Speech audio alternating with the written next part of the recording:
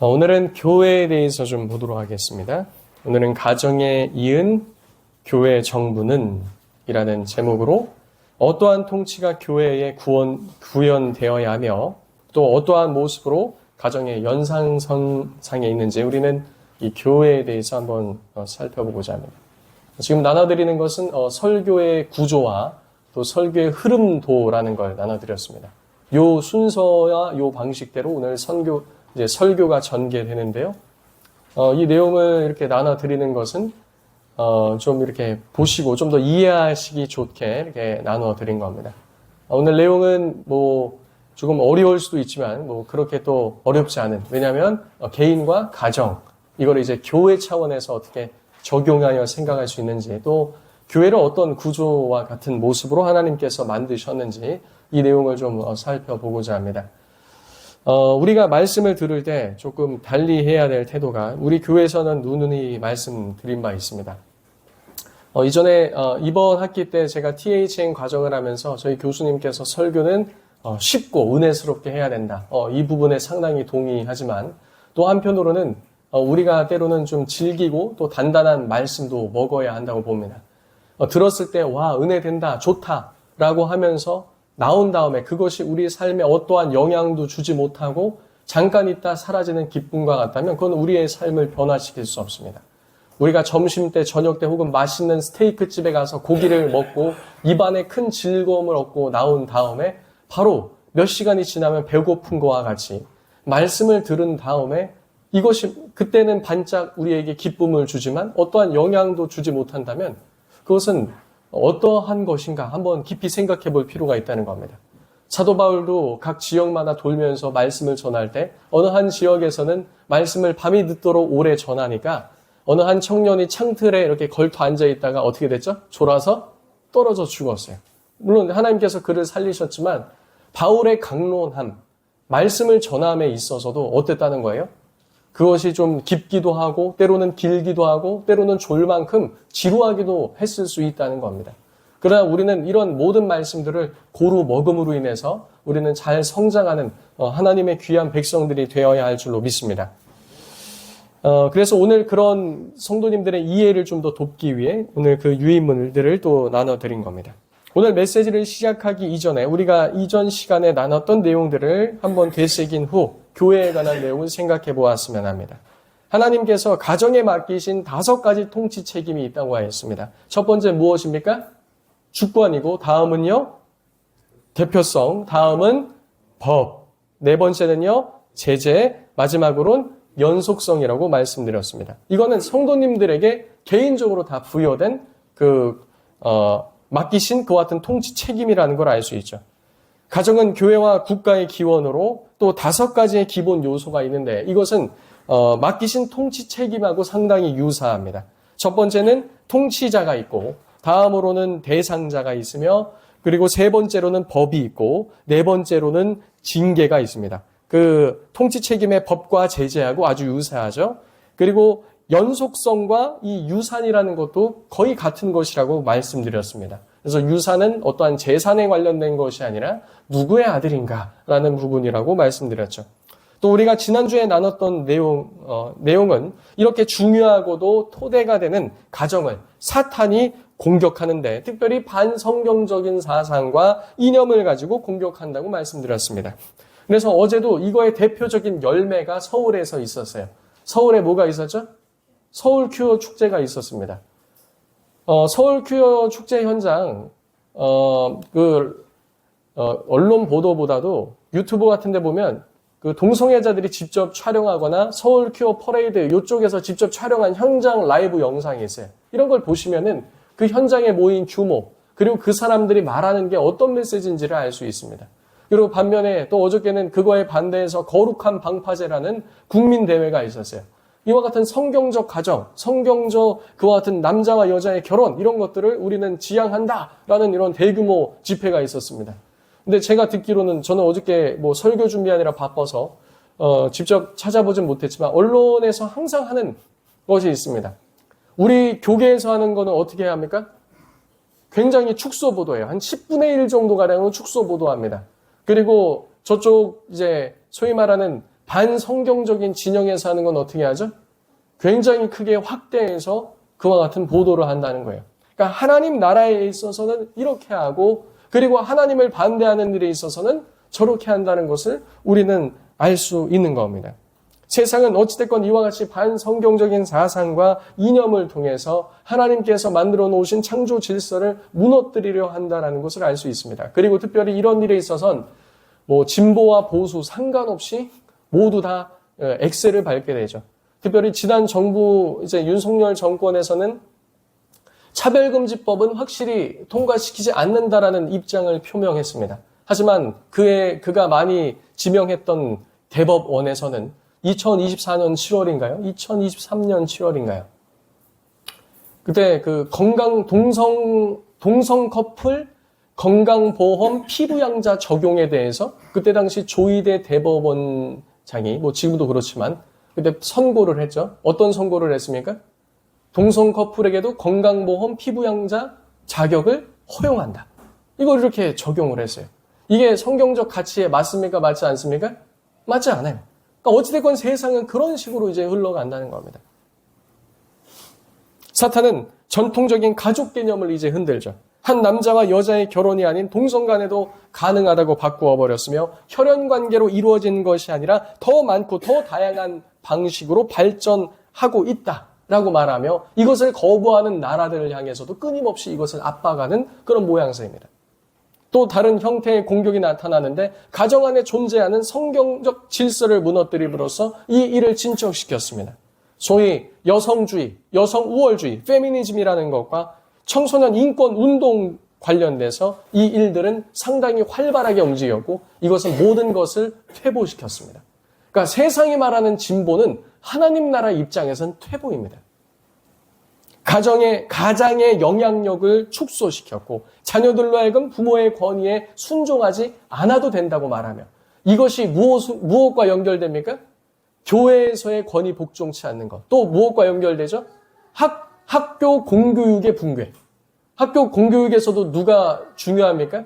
교사의 역할이 중요한데 그 권위가 모두 무너진 것을 우리는 볼 수 있습니다. 그리고 부모가 자녀를 양육함에 있어서 부모의 권리를 국가가 대신하려는 일들도 있다고 말씀드렸죠.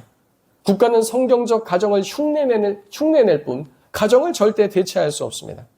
가정은 가정에서 해야 할 일을 국가로 떠넘김으로써 사실상 하나님께서 주신 고유한 권한을 스스로 포기하는 모양새를 이 세대가 보여주고 있는 겁니다. 최고의 복지, 세계에서 최고의 복지는 오직 어디에서만 실현해 줄 수 있습니까? 어디에서 실현해 줄 수 있다고 그랬죠? 가정에서 실현해 줄 수 있다고 그랬죠. 가정에서 아이 자녀들에게 먹을 것과 입을 것과 그리고 머물 수 있는 곳을 제공하고 이것이 가장 남편과 아내 그들에게는 해당 안 되는가? 그들에게 해당됩니다. 남편의 스스로에게도 해당되고 아내 스스로에게도 해당되는 것이죠. 최고의 복지를 이룰 수 있는 것은 가정입니다. 그리고 보육시설. 최고의 보육시설은 가정이죠. 그리고 최고의 상담시설도 어디입니까? 가정입니다. 남편과 아내는 최고의 상담 파트너이며 그리고 부모 자녀 간에도 최고의 상담 파트너가 될 수 있는 겁니다. 이 모든 것은 가정에서 제공할 수 있습니다. 정체성과 소속감 역시 가정에서 심어줄 수 있습니다. 최고의 인성교육과 규율 관련된 교육, 신앙과 도덕적 삶을 가르치는 것도 역시나 어디여야 합니까? 가정이어야 됩니다. 요즘 아이들 인성이 박살나 있고 자기 멋대로 한다고 합니다. 어디서 문제가 발생된 겁니까? 가정교육이 문제인 거예요. 옛날부터 그런 얘기 하잖아요. 가정교육이 잘못됐기 때문에 아이들이 잘못된다. 시대가 달라졌기 때문에 그런 거다? 아닙니다. 시대가 달라진 것이 아니라 부모가 달라졌기 때문에 그렇게 된 거죠. 이번 주 토요일 날 제가 저쪽 거창에 내려가서 함양에 내려가서 교사 강습회, 고신교단 그쪽 이제 지역에 있는 교사 강습회를 합니다. 그 제목이 세계를 품는 어린인가? 이번에 그런 제목이에요. 세계를 품는 어린이, 어떻게 해야 아이들이 세계를 품는 어린이로 성장할 수 있을까요? 어떻게 성장할 수 있을까요? 학교에 가면 세계를 하나님의 말씀으로 담당하는 어린이가 되라 이렇게 가르쳐 줄까요? 일반 사회에 나가서 학원을 가면 세계를 품는 어린이가 되라고 가르쳐 줄까요? 세상도 세계를 품으라고 하죠. 뭐 때문에 세상을 품으라고 합니까? 무엇 때문에? 돈과 명예 때문에. 그러면 어떻게 해야 하나님의 복음으로 세상을 품는 어린이를 만들까요? 부모가 세상을 품는 선교적인 마인드를 가지고 있어야 자녀들이 그렇게 되는 겁니다. 교회가 심어줄 수도 없어요. 교회는 여름 성경학교 하는 것으로 하는 게 거의 다입니다. 누가 해줘야 되죠? 부모가 선교적인 마음을 가지고, 그리고 그냥 해외여행 놀러 다니는 것이 아니라 자녀를 데리고 베트남, 그리고 캄보디아, 어려운 나라들, 비행기 값 싼 나라들 가면서 거기서 휴가철을 반납하면서 구제활동하고 선교활동하고 복음에 대해서 가르쳐주고, 하나님께서 대한민국에게 주신 그 복음의 은혜가 오늘날 우리에게 어떻게 미쳤는지를 삶에서 가르쳐주고, 또 시간 날 때 봉사활동하고 교회에 와서 자녀들에게 어떻게 교회를 섬겨야 되는지 가르쳐주고, 이런 아이가 세계를 품는 아이가 될 수 있는 거죠. 어디서 시작하죠? 가정에서 시작하는 겁니다. 교회에서 만들어줄 수 없어요. 그래서 이번 교사 강습회 때 가가지고 제가 오전 설교라고 오후 세미나를 인도하는데 핵심 메시지가 그겁니다. 세계를 품는 어린이는 어디서 만들어낼 수 있다? 가정에서 만들어낼 수 있다는 거예요. 그것을 가정에서 심어줄 수 있다는 겁니다. 재정교육, 가정을 책임지는 것, 이 모든 것을 가정이 감당할 수 있는 거죠. 가정 안에서 이루어져야 함을 말씀드렸습니다. 가정은 가정의 의제를 스스로 결정해야 합니다. 스스로 설정해야 되죠.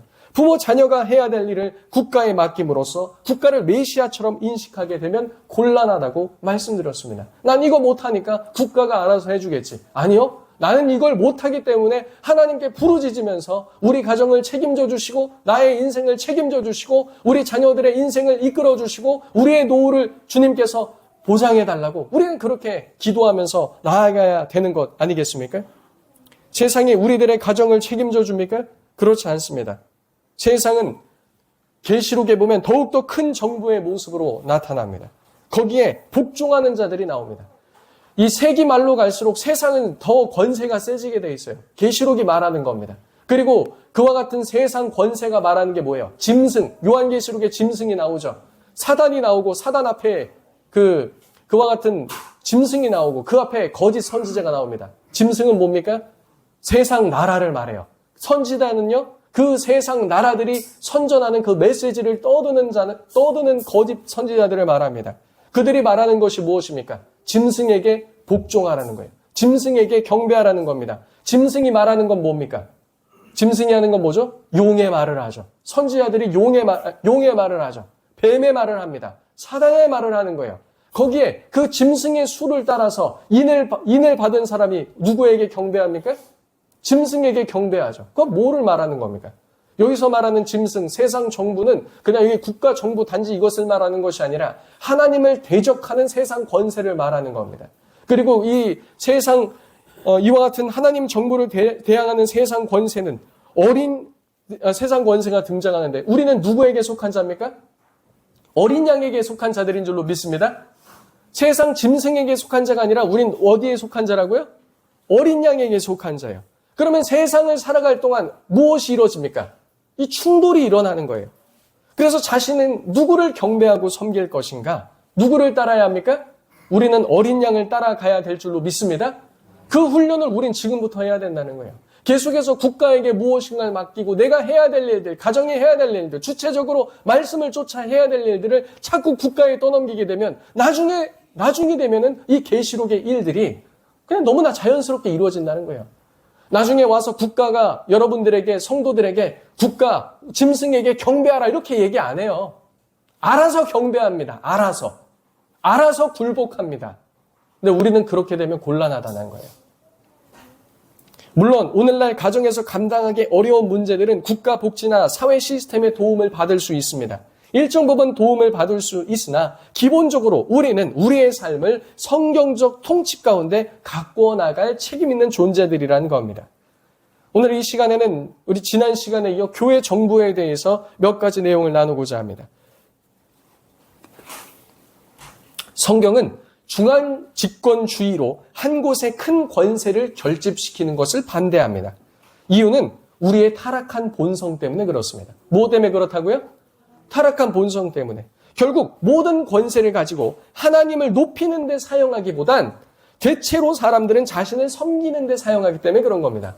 그래서 어떤 면에 있어서 정치가 무서운 게 그런 거라고 그러잖아요. 순수했던 사람도 막상 그 자리에 오르고 권세가 주어지고 힘이 주어지고 사람들을 통제할 수 있는 힘이 있으니까 어떻게 합니까?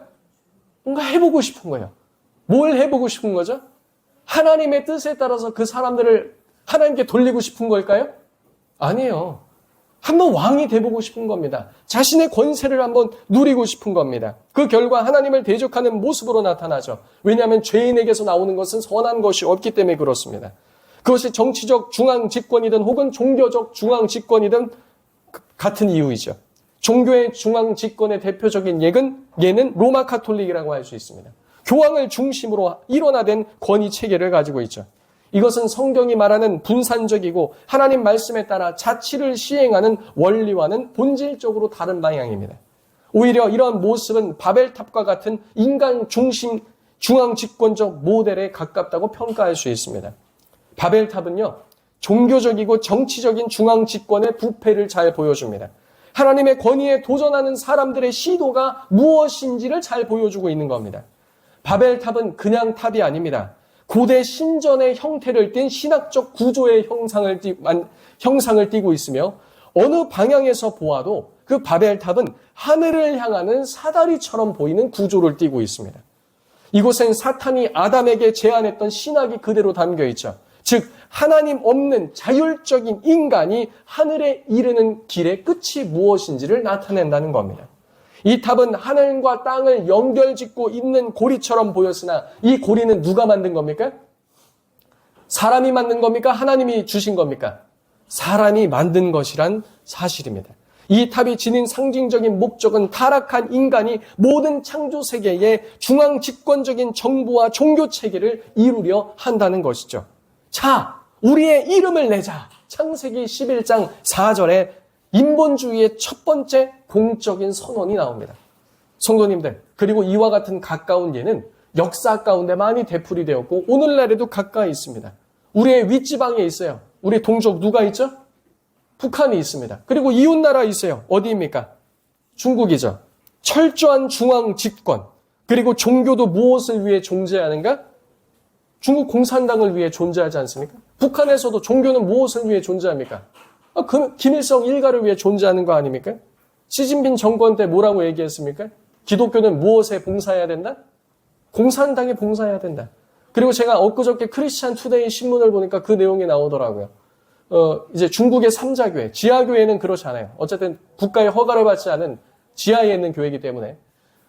그런데 이제 3자교회에서 성가대가 마지막에 무엇을 불러야 되는가? 공산당 관련된 찬가를 불러야 된다는 그 신문 보도가 나왔습니다. 그러니까 교회도 당을 위해 존재하는 거죠. 이것이 바로 종교와 정치가 결합한 중앙 집권적인 모습입니다. 이것은 사회 현상에서도 나타납니다. 기업들도 큰 건물을 세우려고 하죠. 큰 건물 왜 세우려고 합니까? 이거를 영어로 뭐라고 하죠? 아주 기념비 될 만한 어떤 건물, 랜드마크라고 하죠. 서울에도 아주 큰 빌딩이 하나 있어요. 아주 높은 빌딩. 이름이 뭡니까? 롯데타워. 그 롯데건설에서 왜 만들었습니까? 왜 만들었죠? 바벨탑과 같은 모양이에요. 같은 구조입니다. 뭘 말하고 싶은 겁니까? 우리 기업의 이름, 우리 기업의 기술력, 우리 기업의 재력, 우리 기업의 영향력, 그 위상, 이것을 아주 높이 세우는 거예요. 그래서 오는 사람들마다 그 건물을 보고 무엇을 언급합니까? 롯데를 언급하죠. 이게 또 다른 형태로 그와 같이 나타난다는 겁니다. 타락한 인간이 하나의 결집된 힘을 모으면 하나님의 목적을 무너뜨릴 수 있다고 보여준 것이 바로 바벨탑입니다. 그리고 이러한 시도는 이미 있어 왔습니다. 사탄은 하나님의 영원한 질서를 파괴하고 천서의 무리를 확보하려고 했지만 그의 노력으로 인해 곧 영광의 자리에서 쫓겨나게 되죠. 계시록 12장 9절은 말합니다. 큰 용이 내쫓기니 옛뱀 곧 마귀라고도 하고 사탄이라고도 하며 온 천하를 깨는 자라. 그가 땅으로 내쫓기니 그의 사자들도 그와 함께 내쫓기니라. 그리고 최종적인 멸망은 확정되어 있습니다. 계시록 20장 10절은 말합니다. 또 그들은 미혹하는 마귀가 불과 유황못에 던져지니 거기에는 그 짐승과 거짓 선지자도 있어 세세토록 밤낮 괴로움을 받으리라. 사탄은 나라들의 세력을 동원하여 하나님의 목적에 맞서려고 하지만 그것은 아무런 소용이 없음을 성경은 여러 군데서 말하고 있습니다.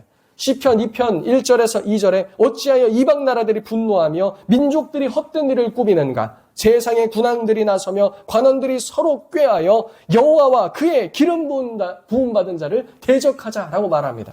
하지만 그 전략은 성공합니까? 실패합니까?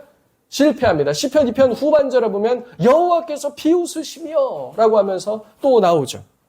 권력과 권위를 중앙 집권하려는 모든 자들은 결국 하나님을 대적하는 모양새를 띠고 만다는 것을 성경은 말합니다. 하나님은 각각 권세자들을 세워 한 곳에 집중시키기보다 분산시켜서 흩어지게 하는 모습을 보게 되죠. 바울 서신에 보면 소아시아 그리고 마게도니아, 아가야 지역에 많은 교회들이 있음을 보여줍니다. 또 골로새, 에베소, 빌립보, 데살로니가, 고린도, 갈라디아 등이 바로 그것입니다.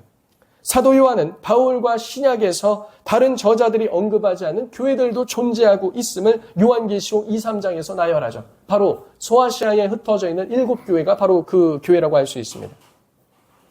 물론 예루살렘에도 매우 큰 영향력 있는 교회가 있었지만 예루살렘 교회에 다 통치를 받는 것이 아니라 흩어져 있는 곳은 어떻게 했습니까? 그곳에서 하나님께서 그 일들을, 사역자들을 세워서 일을 하게 하셨다는 겁니다. 교회들은 모든 곳에 흩어져 있었으며 고유의 교회 정부와 지도자들을 갖고 있었다는 겁니다. 그러나 이 지도자들은 세상과 같이 스스로 자율적인 존재가 아니었습니다. 그들의 최종 책임은 누구에게 있었습니까? 교회의 머리 대신 그리스도에게 있었으며 그들은 단지 그 교회를 그리스도의 뜻에 따라 다스리는 종에 불과했다는 겁니다. 교회는 이스라엘이 광야를 지날 때 형성했던 광야 교회, 즉 이스라엘 공동체에서 비롯된 통치 원리를 그대로 계승합니다. 이는 구약에서 이제 이것도 모양을 잘 보십시오. 이스라엘이 어디서 탈출했죠? 애굽에서 탈출했어요. 애굽은 어떻습니까? 애굽은 정치와 종교가 중앙 집권화된 이방 종교의 그런 모습이었어요. 하나님께서 그들을 어떻게 하셨죠? 여기서 구원해서 약속의 땅으로 갈 때 어떻게 이들이 행진했습니까? 대열을 맞춰서 지파별로, 그리고 지파에서는 가게별로 그렇게 해서 행진한 것을 알 수 있습니다. 그래서 아간이 범죄했을 때도 어떻게 했습니까? 그 모든 수령들이 모여서 거기서 제비를 뽑으니까 어느 지파가 나왔고, 그 지파에서 또 제비를 뽑으니까 어느 가문이 나왔고, 이렇게 해서 쭉 나타나지 않습니까? 이것이 바로 자치 통치가 있었던 공화 공동체라는 것을 보여주는 겁니다. 이 통치는 순수한 민주주의도 아니고 절대 군주의 그런 모습도 아니었습니다. 오히려 출애굽기 18장에 모세가 이드로의 조언에 따라서 각 계층의 장로들을 세워 백성을 다스리고 재판하는 일들을 맡겼죠.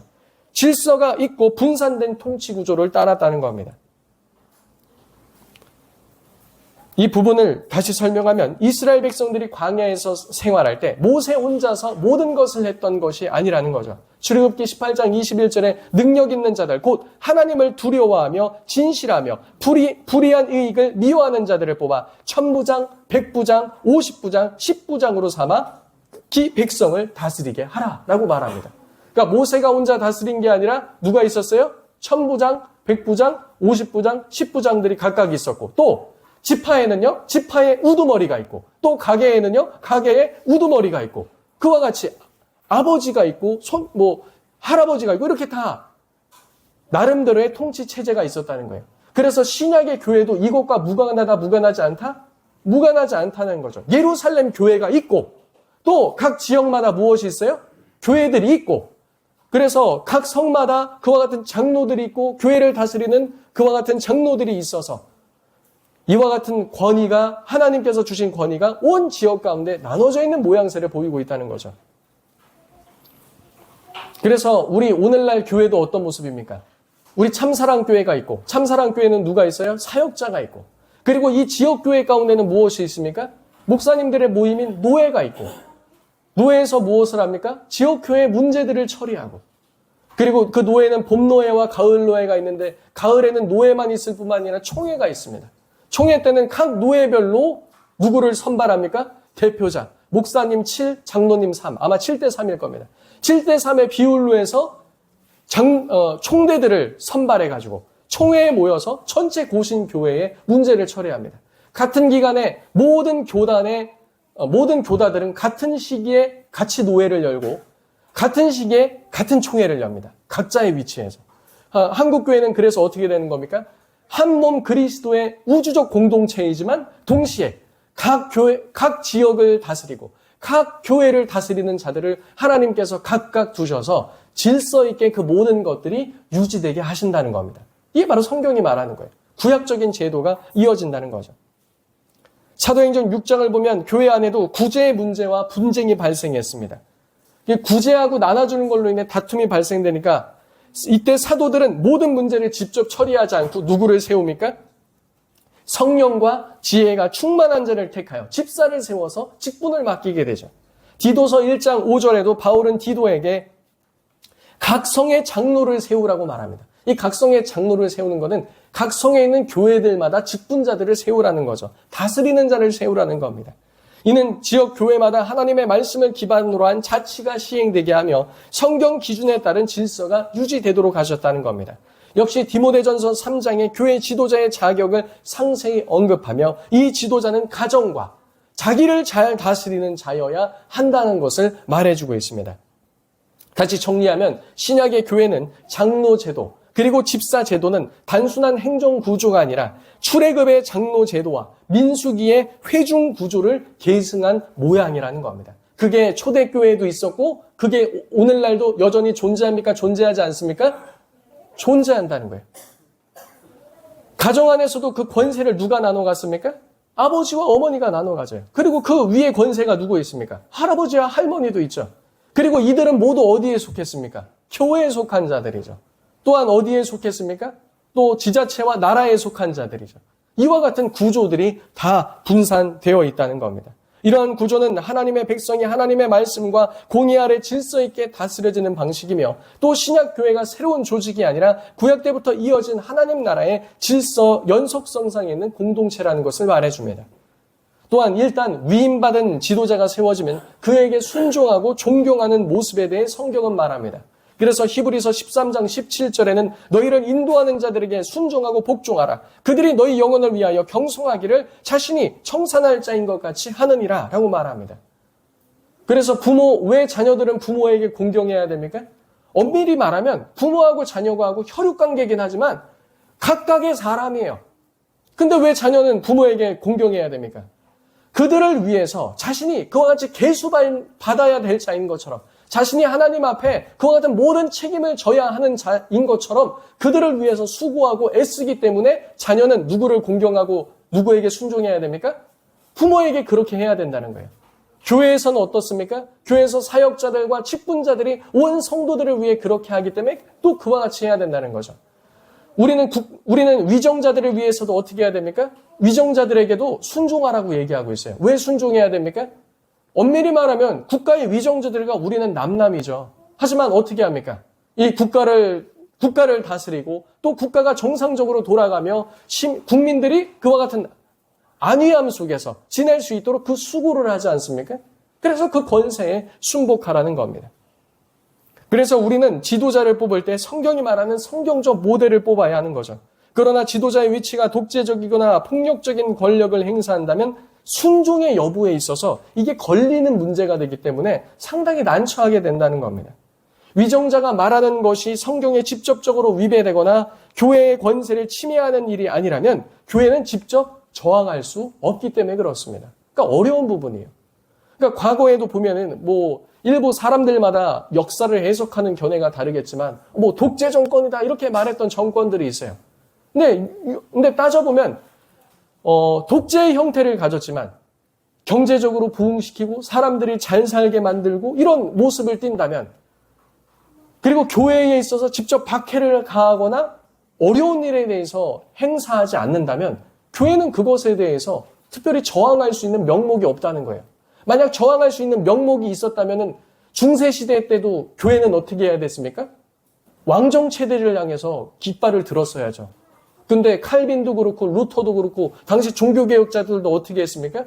때로는 그 왕정이 폭정이라 할지라도 교회에 직접적인 해를 가하지 않는다면 국가에 대해서는 굉장히 상당히 정중한 방식으로 청원서를 올리는 수준으로 그 일들을 마감했다는 거예요. 그래서 우리는 위정자들을 뽑을 때 어떻게 뽑아야 되죠? 이런 부분까지도 고려해서 선출을 해야 한다는 겁니다.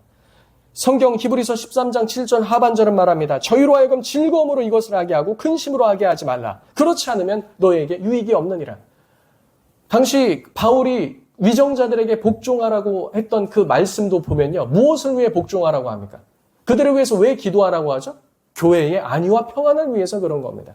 그들이 믿지 않는 위정자라 할지라도, 때론 문제가 있는 위정자라고 할지라도 교회의 안위와 평안을 위해서 그들로 하여금 즐거움으로 하게 하고 근심으로 하지 않도록 우리는 기도해야 하는 것이죠. 그래서 우리가 바라야 하는 자는 성경이 말하는 인물과 같은 자여야 한다는 겁니다.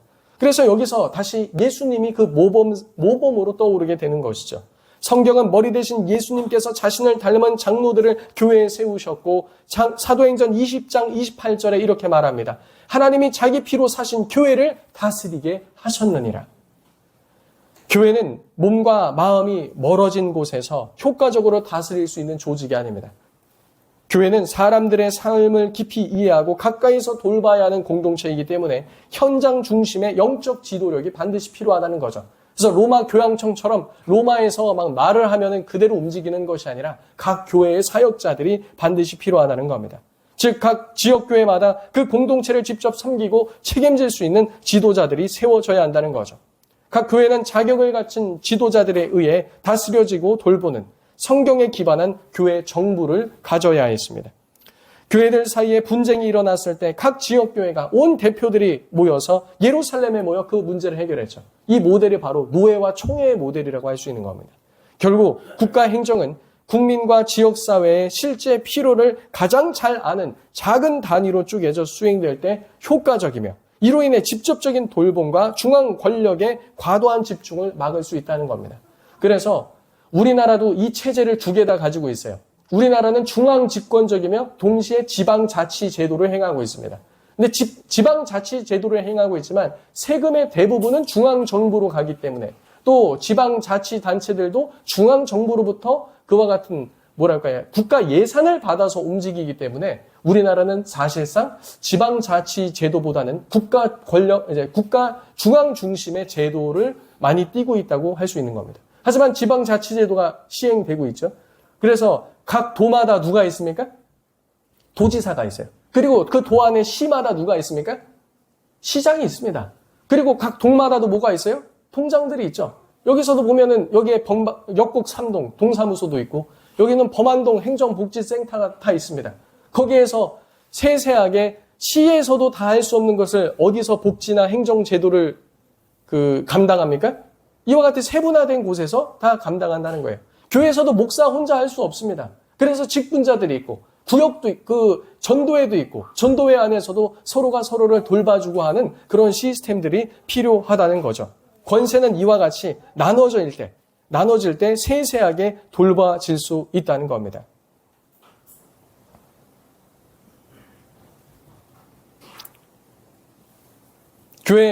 교회도 하나의 정부 체계입니다. 교회는 단지 7일을 시행하는 기관일 뿐만 아니라 인간 정신과 도덕에도 영향을 끼치는 종교적이고 윤리적인 중요한 정부입니다.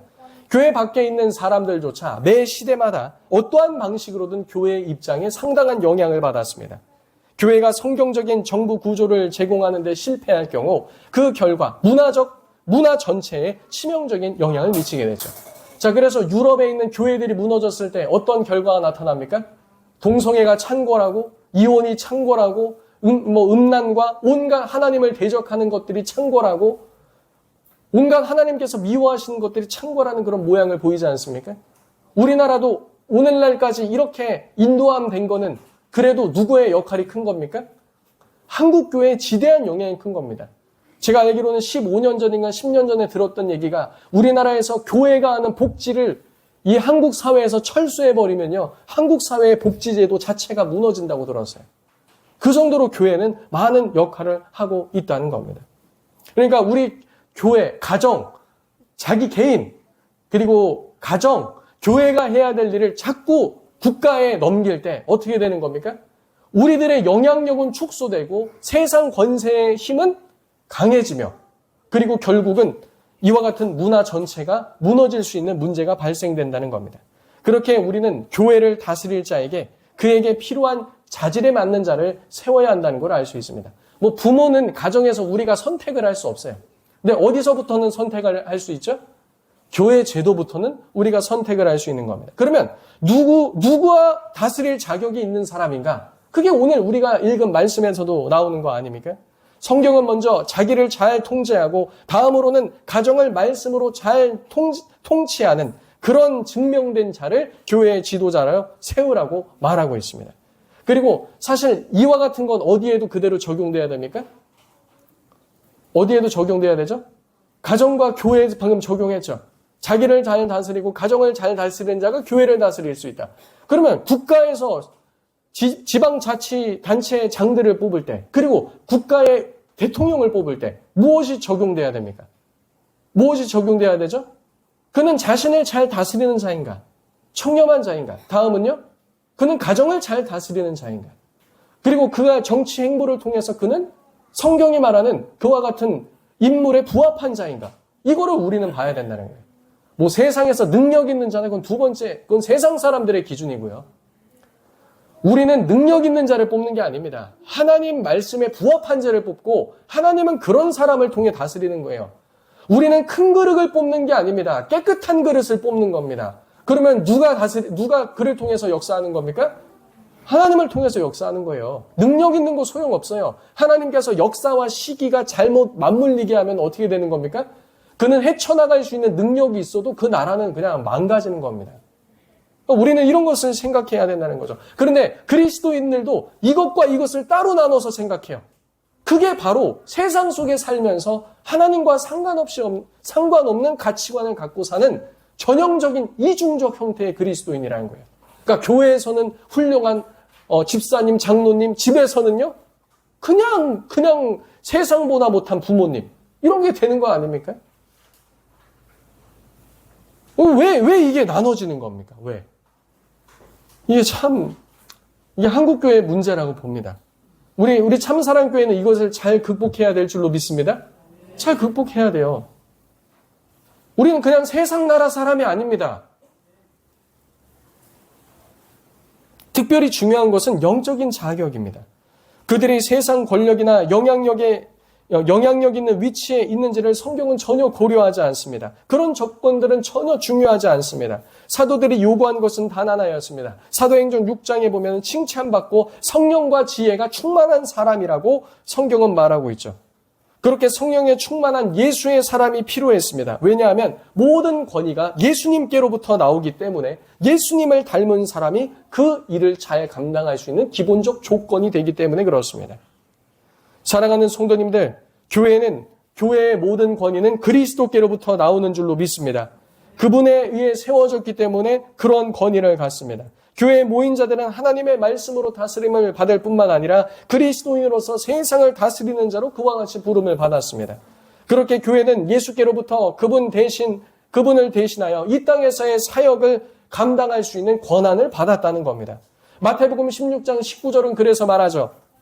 내가 천국의 열쇠를 내게 주리니 내가 이 땅에서 무엇을 매면 하늘에서도 어떻게 될 것이다? 매일 것이요. 내가 땅에서 무엇이든지 풀면 하늘에서 어떻게 되리라? 풀리리라. 근데 왜 이런 일들이 한국 교회 가운데 잘 일어나지 않고 이 세상 교회 가운데 잘 안 일어나는 것처럼 보일까요? 좀 전에 지적했던 문제입니다. 교회에서는 그리스도인, 세상에서는 세상 기준에 맞춰서 살기 때문에 어떻게 이것이 묻고 푸는 것이 될 수 있을까요? 안 되는 겁니다.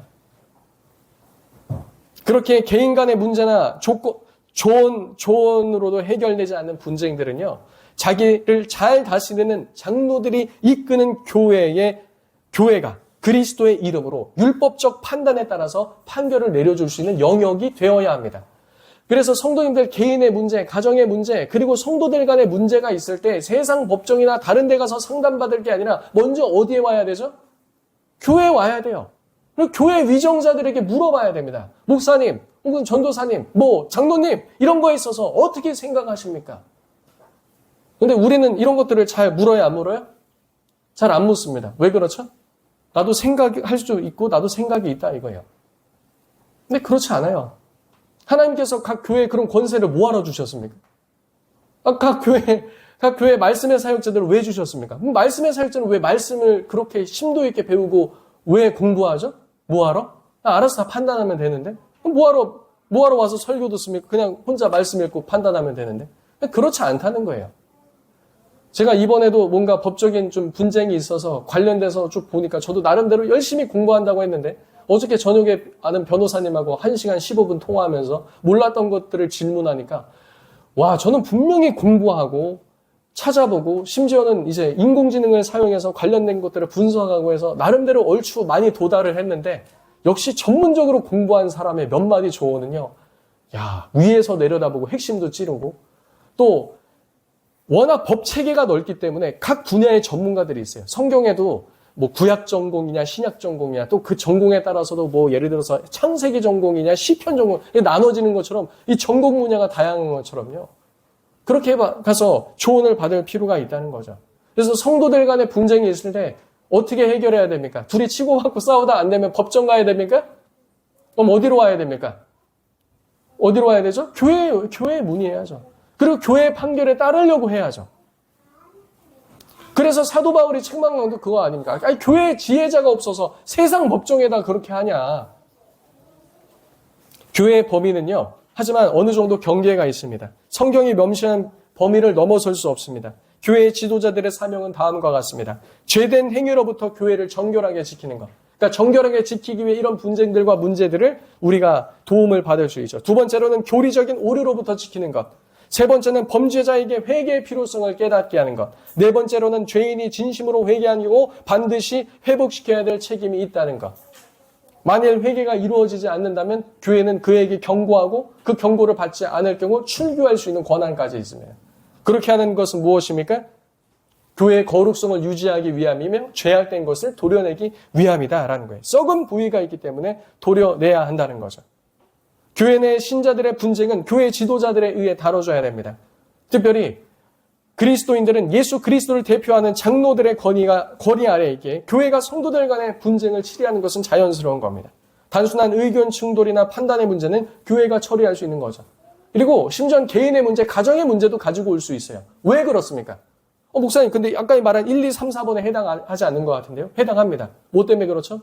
개인의 문제와 가정의 문제와 성도들 간의 문제는 어디로부터 기인하기 때문에 그렇습니까? 죄의 문제로부터 발생했기 때문에 그래요. 죄의 문제로부터. 근데 이제 뭐 교회에서 치리하기가 어려워요. 뭐 말하면 뭐라고 그러죠? 저도 그 정도는 아는데요. 뭐 교회가 여기밖에 더 있습니까? 이렇게 하면서 교회를 나가버리고 듣지 않으려고 하죠. 그래서 오늘날 사역자들은 어떻게 해요? 잘합니다. 괜찮습니다. 좋습니다. 잘하고 있습니다. 이렇게 말하죠. 문제가 있으나 뭐라고 말합니까? 평안하다 하나 평안이 없도다. 거짓 선지자가 되고 성도들도 듣기 좋은 것만 들으려고 하는 그와 같은 거짓 백성들이 되는 것 아니겠습니까? 만일 그리스도인들 간의 분쟁이 교회 안에서 해결될 수 있다면 우리는 비용과 사건 전체에 그 문제들을 줄일 수 있습니다. 그래서 웬만한 가정에서의 문제, 성도들 간의 문제, 이웃교회 성도들 간의 문제가 이 안에서 해결된다면 국가 사법 시스템으로 그런 문제들을 가져갈 필요가 있습니까? 없습니까? 없게 되죠. 그러면 그와 같은데 우리의 세금을 많이 쓸 이유가 있습니까? 없습니까?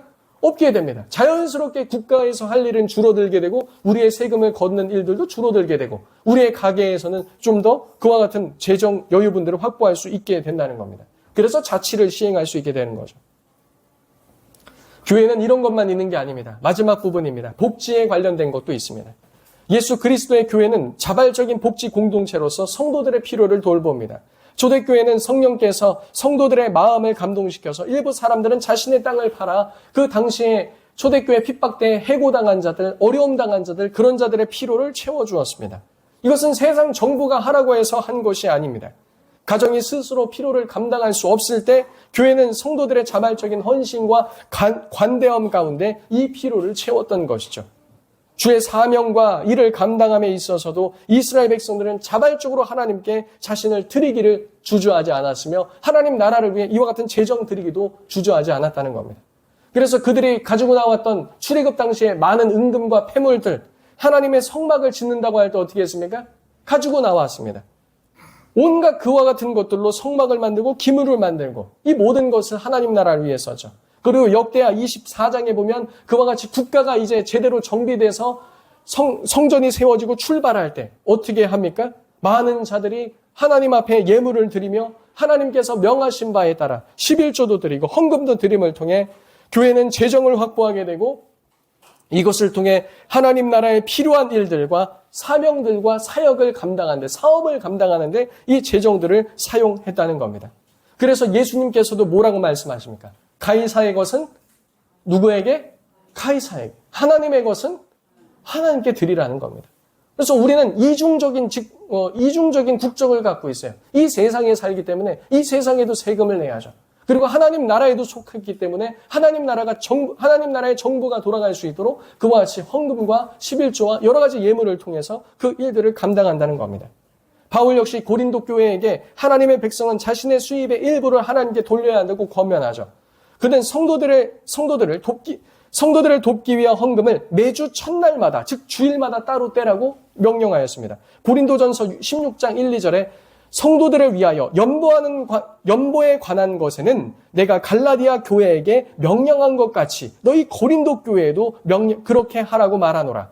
매주 첫날에 너희 각 사람이 수입에 따라 모아두어서 내가 갈 때 연보를 하지 않게 하라. 뭐라고 말하죠? 매주 첫날. 매주 첫날이 언제예요? 주일날. 주일날 너희 수입에 따라 따로 떼서 연보를 해놔라는 거예요. 헌금을 해놓으라는 겁니다. 그래서 내가 따로 갔을 때 따로 그와 같은 선교 헌금을 모으거나 이렇게 하는 일이 없도록 하라고 말해주고 있는 것이죠. 이와 같은 11조와 헌금은 교회 안에 여러 필요와 복지와 하나님 나라를 위해 사용되었습니다. 하나님께서는 교회 사역을 위한 재정 마련의 방식으로 11조를 명령하셨고 역사 속에서도 사람들은 11조를 충실히 바치고 교회가 하나님의 말씀에 따라 정직하게 사명을 감당할 수 있도록 하셨다는 겁니다. 그럴 때 국가는 그 기능이 줄어들고 세금은 최소화되게 되어 있습니다. 반면 오늘날처럼 백성이 그리고 교회가 이와 같이 해야 될 일들을 하지 않고 또 헌금에 대한 의무를 이행하지 않고 하나님의 말씀을 충실히 가르치지 않고 또 교회가 해야 될 일들을 자꾸 국가로 떠넘기게 되면 국가는 우리가 해야 될 일을 세금을 걷어서 함을 통해 어떻게 됩니까? 국가의 권세는 더 비대해지고 교회의 일들은 축소된다는 겁니다. 자, 그래서 결국은 이렇게도 볼 수 있고 저렇게도 볼 수 있는데 자, 국가의 개혁은요. 교회의 개혁과 교회의 헌금, 교회의 적절한 재정사역과 돌봄과 회복사역 없이는 불가능하다는 겁니다. 그리고 이것은 무엇과 연결되어 있죠? 가정의 자치와 연결되어 있습니다. 자, 다시. 그러면 국가를 또 개혁시키려면 어떻게 해야 됩니까? 개인이 스스로를 잘 통치하고 가정이 하나님이 주신 것을 회복하고 교회가 그 역할들을 충실히 행할 때 무엇도 개혁될 수 있다? 국가도 개혁될 수 있다는 겁니다. 이게 성경이 말하는 겁니다. 성경이 말하는 원리인 거죠. 그래서 성경적 가정과 교회를 회복시키는 것이 나라를 회복시키는 첫걸음이라고 할 수 있습니다. 제가 이번 주에 이 메시지를 준비하고 어저께도 준비할 때 인터넷으로 그 내용을 이제 신문을 봤습니다. 근데 이거는 새로 나온 게 아니에요. 2019년도에도 있었고요. 찾아보시면 나옵니다. 2022년, 2023, 2024년에도 한 번씩 나왔던 내용이 이번 정부 출범하면서 또 등장했습니다. 이거는 이제 고려대 교수가 이 연금 관련돼서 쓰면서 나온 내용인데요. 그게 뭐냐면 18세부터 무엇을 자동 가입을 시행하려고 검토 중이다? 국민연금 자동 이제 강제죠. 가입을 이제 하려고 한다. 원래는 이제 일을 안 하거나 취직을 안 했을 때 이걸 이제 유예시키는 게 있는데 이제 18세부터 강제하는 것을 검토한다. 근데 이전에는 그런 메시지가 없다가 언론에서는 청신호 이런 이제 워딩을 쓰더라고요. 그러니까 밑에 있는 네티즌들이 야 청신호라는 뜻이 뭔지 모르냐 해서 지금 반발이 있는데 그러니까 국민연금을 처음에 만들어졌던 취지가 뭐죠? 국가에서 노후를 보장해 주겠다. 그래서 옛날에는 이제 어르신들이 적고 베이비 부모 세대들이 20, 30대로 가득 떠박들고 있었어요. 이 구조가 계속될 줄 알았습니다. 근데 사람의 계획한 게 생각대로 잘 됩니까? 안 됩니까? 안 되죠. 그러면 이제 앞으로 국민연금이 고갈된다고 하는데 어쨌든 어디선가 재정을 끌어와야 돼요. 그럼 어디서 끌어올 수 있죠? 18세부터 해가지고 재정을 끌어오겠다. 그러면은 이제 사람들이 추산하는 바는 제가 어저께 추산해 보니까 경제 활동을 안 하는 18세에게 부과할 수 있는 국민연금은 9만 원 정도예요. 그러면 자녀가 둘이면은 얼마를 내야 되죠? 18만 원에서 20만 원입니다. 근데 사실 누가 냅니까? 4050 부모들이 내는 거예요. 그러면 이게 갑자기 내 지출에서 무엇이 늘어나요? 국가에 대한 어떤 면에 있어서 노후를 보장한다고 하는 명목으로 세금이 늘어나는 겁니다. 이걸 어디서 먼저 시행했느냐? 일본에서 국민연금이 줄어드니까 일본에서 먼저 했어요. 그러면 결과가 좋냐? 안 좋아요.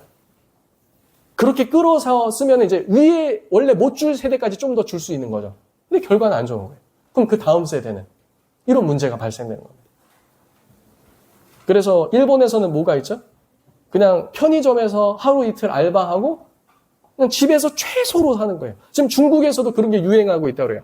진짜 아무도 안 있는 시골에 젊은 남자 3-4명에서 3명, 4명에서 돈을 모아서 집을 사요, 아예. 얼마 안 합니다. 사람이 없기 때문에. 인터넷 딱 하고, 진짜 라면하고 밥 조금, 진짜 최소로 그거 하면서 게임만 하면서 그냥 살아요.